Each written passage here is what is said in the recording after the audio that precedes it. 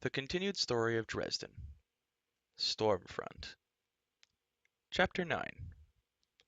Friday night, I went to see Bianca, the vampiress. I didn't just leap out of bed and go see her, of course. You don't go walking into the proverbial lion's den lightly. You start with a good breakfast. My breakfast took place around 3 in the afternoon when I woke up to hear my phone ringing. I had to get out of bed and pad into the main room to answer it. "Murph," I grumbled. "Dresden?" Murphy asked. "What can you tell me?" Murphy sounded stressed. Her voice had that distinct edge that she got whenever she was nervous, and it rankled me, like fingernails scraping on bones. The investigation into Tommy Tom's murder must not be going well. "Nothing yet," I said. Then I lied to her a little. I was up most of the night working, but nothing to show yet. She answered me with a swear word. "That's not good enough, Harry. I need answers, and I need them yesterday." "I'll get to it as fast as I can." "Get to it faster," she snarled. She was angry. Not that this was unusual for Murphy, but it told me that something else was going on. Some people panic when things get rough, harried. Some people fall apart. Murphy got pissed. "Commissioner riding your back again?" City Police Commissioner Howard Fairweather used Murphy and her team as scapegoats for all sorts of unsolvable crimes that he had dumped in her lap. Fairweather was always lurking around, trying for an opportunity to make Murphy look bad, as though by doing so he could avoid being crucified himself. "Like a winged monkey from The Wizard of Oz. Kind of makes you wonder who's leaning on him to get things done." Her voice was sour as ripe lemons. I heard her drop an Alka-Seltzer into a glass of liquid. "I'm serious, Harry. You get me those answers I need, and you get them to me fast. I need to know if this was sorcery, and, if so, how it was done, and who could have done it. Names, places, I need to know everything." "It isn't that simple, Murph." "Then make it simple. How long before you can tell me? I need an estimate for the Commissioner's Investigative Committee in 15 minutes, or I might as well turn in my badge today." I grimaced. If I was able to get something out of Bianca, I might be able to help Murphy on the investigation. But if it proved fruitless, I was going to have to spend the entire evening doing nothing productive, and Murphy needed her answers now. Maybe I should have made a stay-awake potion. "Does the committee work weekends?" Murphy snorted. "Are you kidding?" "We'll have something for you by Monday, then." "You can have it figured out by then?" she asked. "I don't know how much good it will do you, even if I can puzzle it out. I hope you've got more to go on than this." I heard her sigh into the phone and drink the fizzy drink. "Don't let me down, Harry." Time to change the subject before she pinned me down and smelled me lying. I had no intention of doing the forbidden research, if I could find a way out of doing it. "No luck with Bianca?" Another swear word. "That bitch won't talk to us. Just smiles and nods, and blows smoke, makes small talk, and crosses her legs. You should have seen Carmichael drooling." "Well, tough to blame him maybe. I hear she's cute." "Listen, Murph. What if I just—" "No, Harry. Absolutely not. You will not go over to the Velvet Room, and you will not talk to that woman, and you will not get involved in this." "Lieutenant Murphy," I drawled. "A little jealous, are we?" "Don't flatter yourself. You're a civilian. Dresden, even if you do have your investigator's license, if you get your ass laid out in the hospital or the morgue, it'll be me that suffers for it." "Murph, I'm touched." "I'll touch your head to a brick wall a few times if you cross me on this, Harry." Her voice was sharp, vehement. "Hey, wind down, Murph. If you don't want me to go, no problem." Oops, I lie. She'll be all over that like a troll on a billy goat. "You're a lousy liar, Harry. God damn it, I ought to take you down to lockup just to keep you from—" "What?" I said loudly into the receiver. "Murph, you're breaking up. I can't hear you." Damn phone again. "Call me back." Then I hung up on her. Mister padded over to me and batted at my leg. He watched me with serious green eyes as I leaned down and unplugged the phone as it started to ring again. "Okay, mister. You hungry?" I got us breakfast. Leftover steak sandwich for him. SpaghettiOs heated up on the wood stove for me. I rationed out my last can of Coke, which Mister craves at least as badly as I do. and by the time I was done eating and drinking and petting, I was awake and thinking again, and getting ready for sundown. Daylight savings time hadn't cut in yet, and dark would fall around 6. I had about 2 hours to get set and go. You might think you know a thing or two about vampires. Maybe some of the stuff you've heard is accurate. Likely it's not. Either way, I wasn't looking forward to the prospect of going into Bianca's lair to demand information from her. I was going to assume that things were going to get ugly before all was said and done, just to make sure I didn't get caught with my staff down. Wizardry is all about thinking ahead, about being prepared. Wizards aren't really superhuman, we just have a leg up on seeing things more clearly than other people, and being able to use the extra information we have for our benefit. Hell, the word wizard comes from the same root as wise. We know things.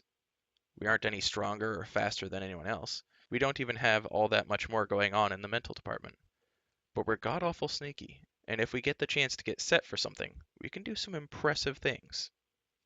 As a wizard, if you're ready to address a problem, then it's likely that you'll be able to come up with something that will let you deal with it. So I got together all the things that I thought I might need. I made sure my cane was polished and ready. I put my silver knife in a sheath that hung just under my left arm. I put the escape potion in its plastic squeeze bottle into my duster's pocket. I put on my favorite talisman, a silver pentacle on a silver chain. It had been my mother's. My father had passed it down to me, and I put a small, folded piece of white cloth into my pocket. I had several enchanted items around, or half-enchanted items anyways. Carrying out a full enchantment is expensive and time-consuming, and I just couldn't afford to do it very much. We blue-collar wizards just have to sling a few spells out where we can and hope that they don't go stale at the wrong time. I would have been a lot more comfortable if I had been carrying my blasting rod or my staff, but that would be like showing up at Bianca's door in a tank, walking in carrying a machine gun and a flamethrower, while announcing my intention to fight. I had to maintain a fine balance between going in ready for trouble and going in asking for trouble. Not that I was afraid, mind you.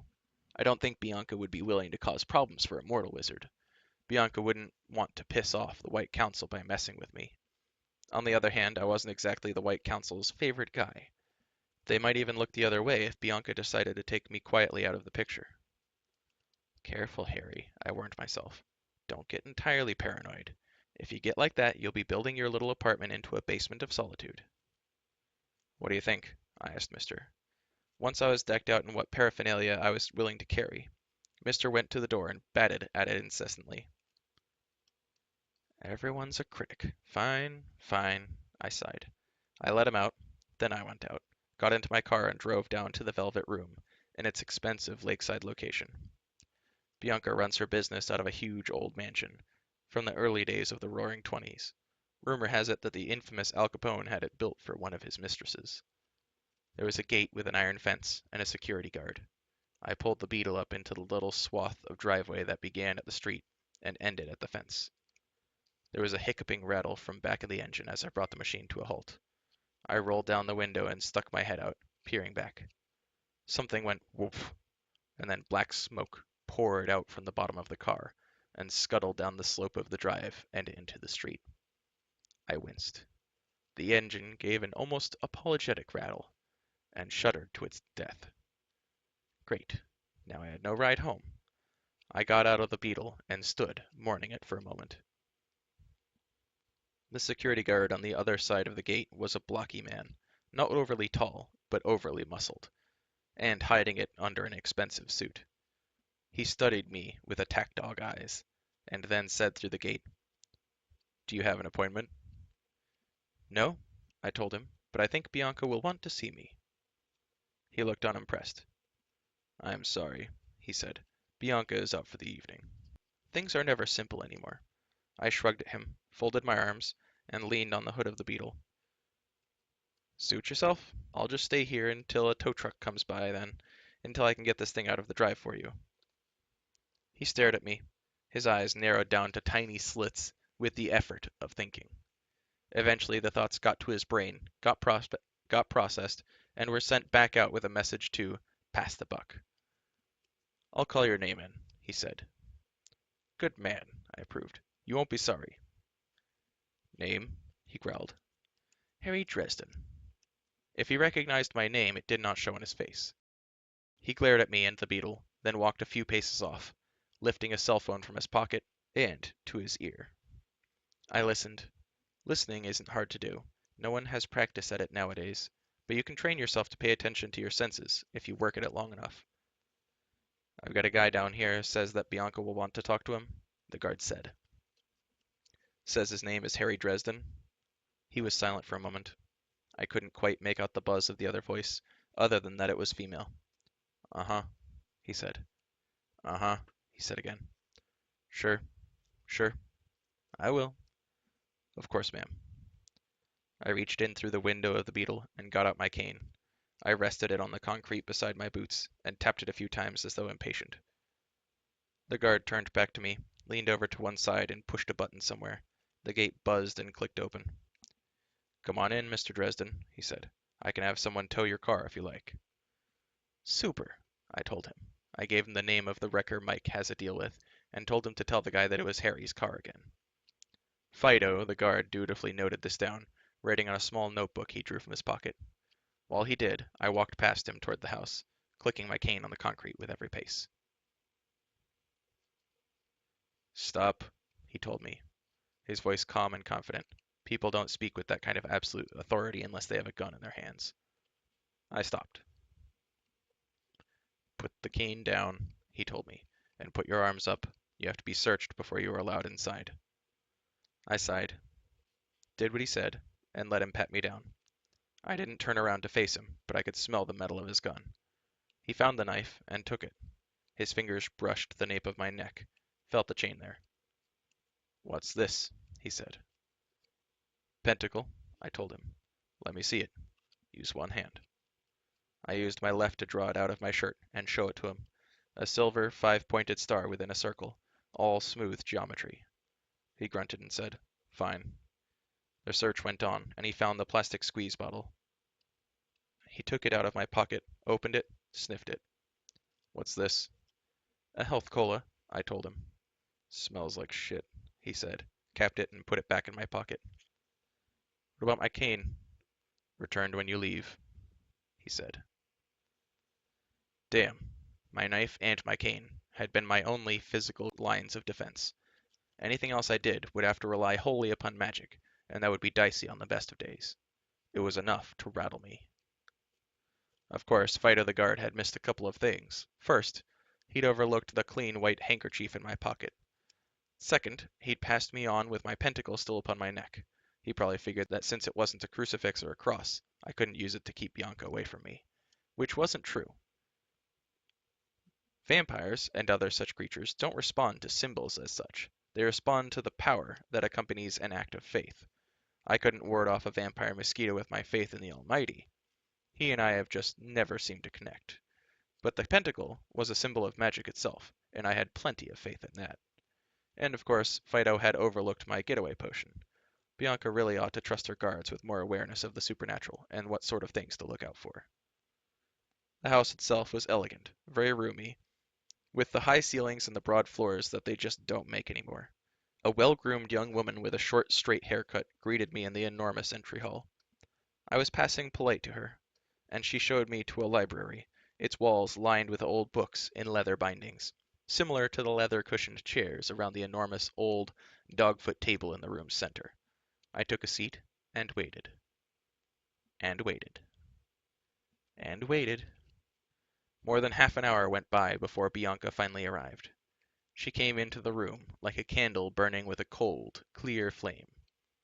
Her hair was a burnished shade of auburn that was too dark to cast back any ruddy highlights, but did anyways. Her eyes were dark, clear, her complexion flawlessly smooth, and elegantly graced with cosmetics. She was not a tall woman, but shapely, wearing a black dress with a plunging neckline and a slash in one side that showed off a generous portion of pale thigh. Black gloves covered her arms to above the elbows, and her $300 shoes were a study in high-heeled torture devices. She looked too good to be true. Mr. Dresden, she greeted me. This is an unexpected pleasure. I rose when she entered the room. Madame Bianca, I replied, nodding to her. We meet at last. Hearsay neglected to mention how lovely you are. She laughed, lips shaping the sounds. head falling back just enough to show a flash of pale throat. A gentleman, they said. I see that they were correct. It is a charmingly passé thing to be a gentleman in this country. You and I are of another world, I said. She approached me and extended her hand, oozing feminine grace. I bowed over her hand briefly, taking it and brushing my lips against the back of her glove. Do you really think I'm beautiful, Mr. Dresden? She asked me. As lovely as a star, madam. Polite and a pretty one, too, she murmured. Her eyes flickered over me from head to toe, but even she avoided meeting gazes with me, whether from a desire to avoid inadvertently directing her power at me, or being on the receiving end of mine. I couldn't tell. She continued into the room, and stopped beside one of the comfortable chairs. As a matter of course, I stepped around the table and drew out the chair for her, seating her. She crossed her legs, in that dress, in those shoes, and made it look good. I blinked for just a moment, then returned to my own seat. So, Mr. Dresden, what brings you to my humble house? Care for an evening of entertainment? I quite assure you that you will never have another experience like it. She placed her hands in my lap, smiling at me. I smiled at her and put one hand in my pocket, onto the white handkerchief. No, thank you. I came to talk. Her lips parted in a silent, ah, I see.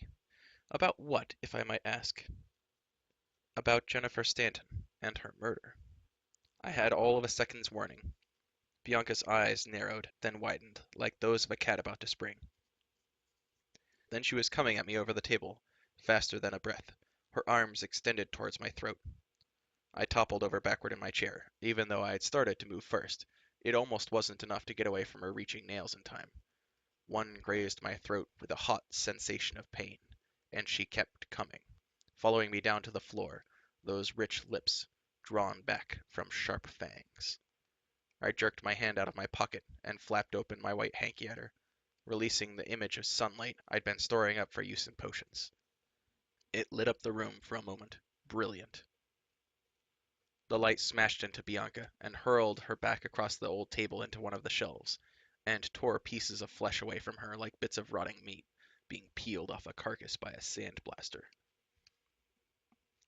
She screamed, and the flesh around her mouth sloughed and peeled away like a snake's scales. I had never seen a real vampire before. I would have time to be terrified later. I took in the details as I tugged my talisman off my neck. It had a bat-like face, horrid and ugly, the head too big for its body, gaping hungry jaws. Its shoulders were hunched and powerful, membranous wings stretched between the joints of its almost skeletal arms. Flabby black breasts hung beneath it, spilling out of the black dress that no longer looked feminine. Its eyes were wide, black, and staring, and a kind of leathery, slimy hide covered its flesh, like an inner tube, lathered with Vaseline, though there were tiny holes corroded in it by the sunlight I had brought with me. It recovered quickly, crouching and spreading long arms that ended in claw-tipped fingers to either side, with a hiss of rage. I drew my pentacle into my fist, raised it like every vampire slayer you ever saw does it, and said, Jesus Christ, lady, I just came here to talk. The vampire hissed, and started toward me with a gangling, weirdly graceful step. Its clawed feet were still wearing the $300 pumps. Back, I said, taking a step toward it myself. The pentacle began to burn with the clear light of applied will and belief, my faith, if you will, that it could turn such a monster aside. It hissed and turned its face aside, lifting its membranous arms to shield its eyes from the light. It took one step back, and then another, until its hunched back was pressed against a wall of books. Now, what do I do? I wasn't going to try to put a stake through her heart, but if I lowered my will, she might come at me again, and I didn't think I had anything, even the quickest evocations that I could get out of my mouth before she tore it off of my head. And even if I got past her, she probably had mortal lackeys, like the security guard at the gate, who would be happy to kill me if they saw me trashing their mistress. You killed her, the vampire snarled, and its voice was exactly the same, sultry and feminine. even though twisted by rage and coming from that horrid mouth. It was unsettling. You killed Jennifer. She was mine, Mageling. Look, I told her, I didn't come here for any of this, and the police know I'm here. Save yourself a lot of trouble. Sit down, talk with me, and then we'll both go away happy. Christ, Bianca, do you think if I'd killed Jennifer and Tommy Tom, I'd just be waltzing in here like this? You expect me to believe that you didn't? You will never leave this house alive. I was feeling angry myself, and frightened. Christ, even the vampire thought I was the bad guy. What'll it take to convince you that I didn't do it? Black, bottomless eyes stared at me through the burning fire of my faith. I could feel some sort of power there, trying to get at me, and held off by the force of my will, just as the creature itself was. The vampire snarled. Lower the amulet, wizard. If I do, you're just going to come at my throat again. If you do not, I most certainly will. Cheeky logic, that. I tried to work through the situation from her point of view. She had been scared when I showed up. She'd had me searched and divested of weapons as best she could. If she thought that I was Jennifer Stanton's murderer, would the mere mention of that name have brought that sudden violence out of her? I began to get that sinking feeling you get when you realize that not everything is as it appears. If I put this down, I told her, I want your word that you'll sit down and talk to me. I swear to you by fire and wind that I had nothing to do with her death. The vampire hissed at me, shielding its eyes from the light with one taloned hand. Why should I believe you? Why should I believe you? I countered. Yellowed fangs showed in her mouth. If you do not trust my word, wizard, then how can I trust yours? Then you give it? The vampire stiffened, and though its voice was still harsh with rage and pain, still sexy as a silk shirt without any buttons, I thought I heard the ring of truth in its words. You have my promise. Lower your talisman and we will talk. Time for another calculated risk. I tossed the pentacle onto the table. The cold light drained away, leaving the room lit by mere electricity once more. The vampire slowly lowered its arms, blinking its two big eyes at me, and then at the pentacle upon the table. A long, pink tongue flickered out nervously over its jaws and lower face, then slipped back into its mouth. It was surprised, I realized. Surprised that I had done it. My heart was racing, but I forced my fear back down out of my forebrain and into the background. Vampires are like demons, like wolves, like sharks. You don't let them think that you are potential food, and get their respect at the same time. The vampire's true appearance was grotesque, but it was not as bad as some things I had seen in my day. Some demons were a lot worse, and some of the elder things could rip your mind apart just by letting you look at them. I regarded the creature with a level gaze. How about it, I said. Let's talk. The longer we sit around staring at one another, the longer Jennifer's killer stays free.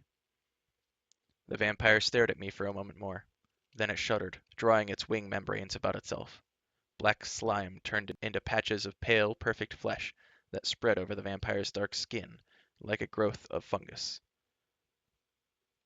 The flabby black breasts swelled into softly rounded, rose-tipped perfection once more. Bianca stood before me a moment later, settling her black dress into modesty again. Her arms crossed over her, as though she was cold, her back stiff, and her eyes angry. She was no less beautiful than she had been a few moments before, not a line or a curve any different. But for me, the glamour had been ruined. She still had the same eyes, dark and fathomless and alien. I would always remember what she truly looked like beneath her flesh mask. I stooped and picked up my chair, writing it. Then I went around the table, turned my back on her, and stood up hers as well. Then I held it out for her, just as I had when I had entered the room. She stared at me for a long minute. Some expression flickered across her face. She was disconcerted by my apparent lack of concern about the way she looked, and it told. Then she lifted her chin, proud, and settled gracefully into the chair again, regal as any queen, every line stiff with anger. The old world rules of courtesy and hospitality were holding, but for how long?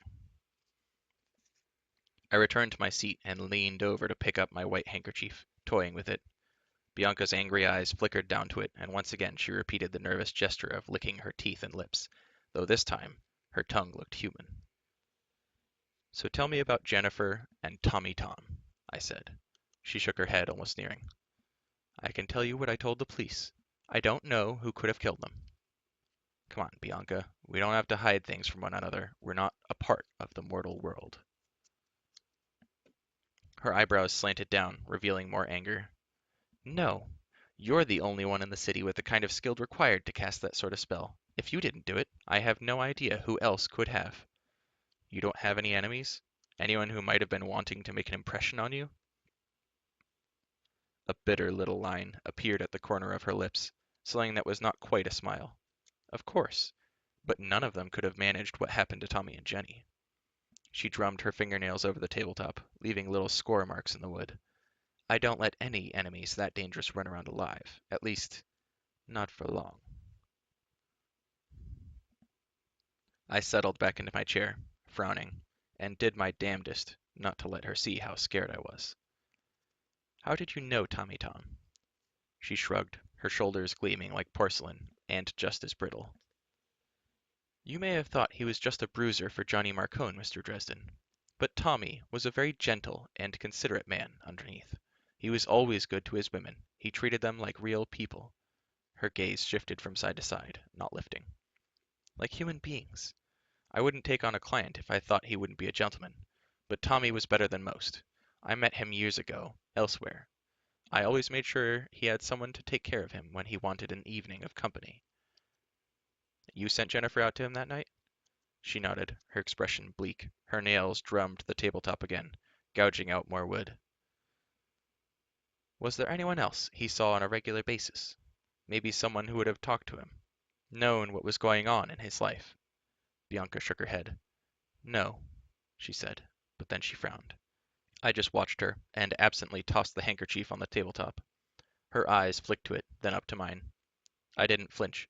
I met her bottomless gaze and quirked my mouth up in a little smile, as though I had something more, and worse, to pull out of my hat if she wanted to come after me again.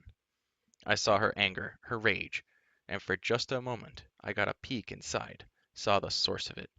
She was furious that I had seen her true form, horrified and embarrassed that I had stripped her disguise away and seen the creature beneath. And she was afraid that I could take away even her mask, forever, with my power. More than anything else, Bianca wanted to be beautiful, and tonight I had destroyed her illusion. I had rattled her gilded little world. She sure as hell wasn't going to let me forget that. She shuddered and jerked her eyes away, furious and frightened at the same time, before I could see any deeper into her, or she into me. If I had not given you my word, Dresden, she whispered, I would kill you this instant. That would be unfortunate, I said. I kept my voice hard. You should know the risks in a wizard's death curse. You've got something to lose, Bianca, and even if you could take me out, you can bet your pretty ass I'd be dragging you into hell with me. She stiffened, then turned her head to one side and let her fingers go limp. It was a silent, bitter surrender. She didn't move quickly enough for me to miss seeing a tear streak down one cheek. I had made the vampire cry. Great. I felt like a real superhero. Harry Dresden, breaker of even monsters' hearts. There may be one person who might know something, she said, her lovely voice dull, flat, lifeless. I had a woman who worked for me, Linda Randall. She and Jennifer went out on calls together when customers wanted that sort of thing. They were close. Where is she now? I asked. She's working as a driver for someone, some rich couple who wanted a servant that would do more than windows. She wasn't the type I usually keep around in any case. I think Jennifer had her phone number. I can have someone fetch it for you, Mr. Dresden. She said my name as though it were something bitter and poisonous that she wanted to spit out. Thank you. That would be very kind. I kept my tone carefully formal, neutral. Formality and a good bluff were all that was keeping her from my throat.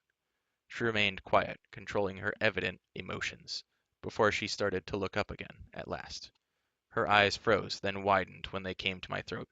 Her expression went perfectly, inhumanly still. I grew tense. Not just tense, but steel tight. Wire bound, spring coiled. I was out of tricks and weapons. If she came after me, I wasn't going to get the chance to defend myself. There was no way I would be able to drink the potion before she tore me apart.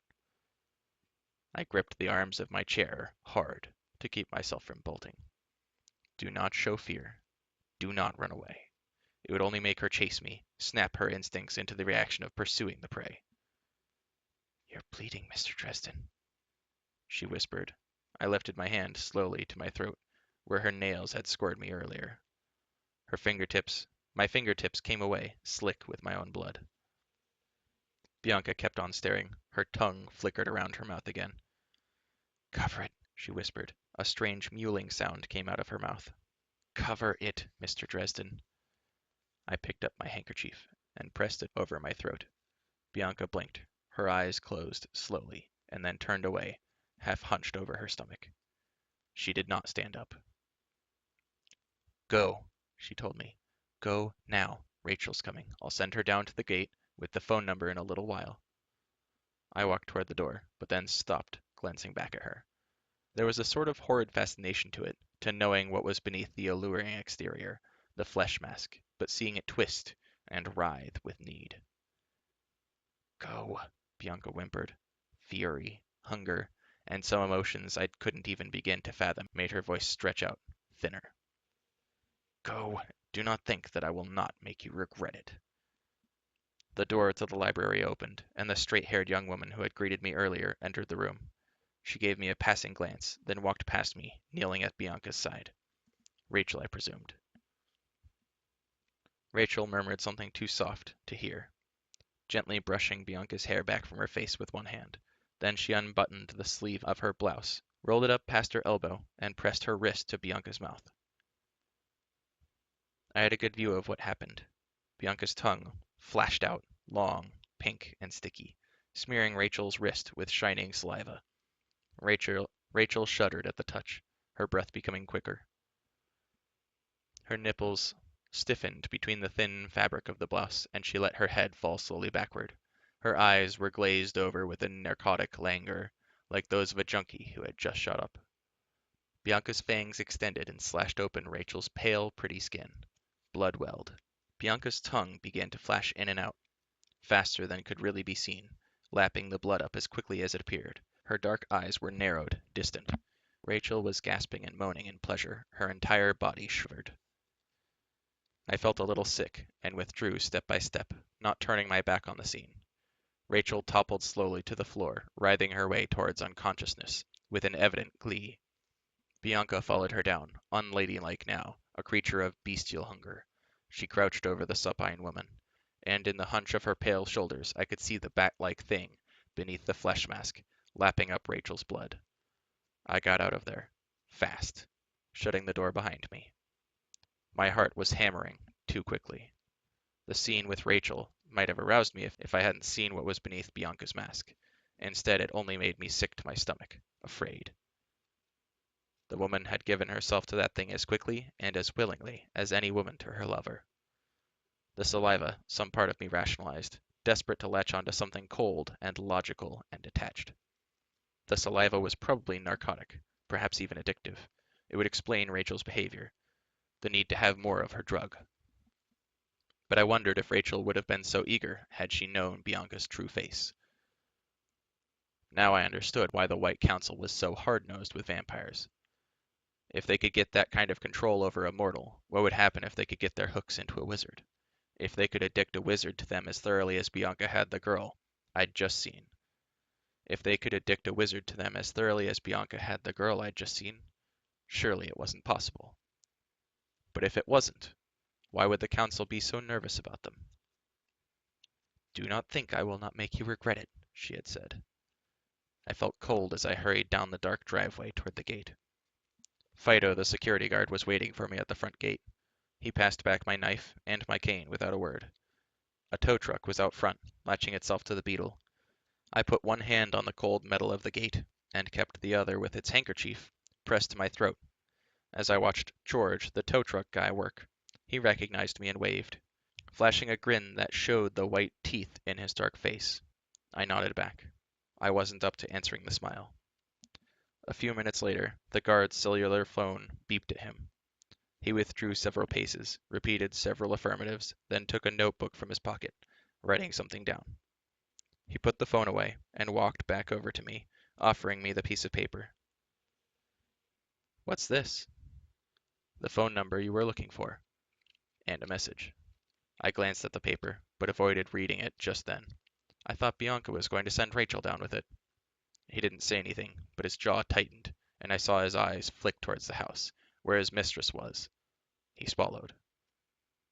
Rachel was not coming out of the house, and Fido was afraid.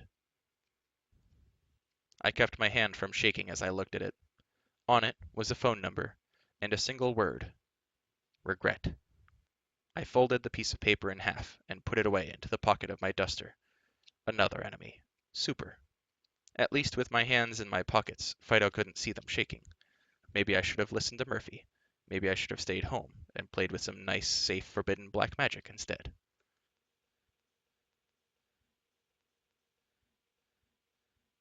This concludes Chapter 9. Thank you for listening. And remember, have a good day. You deserve it.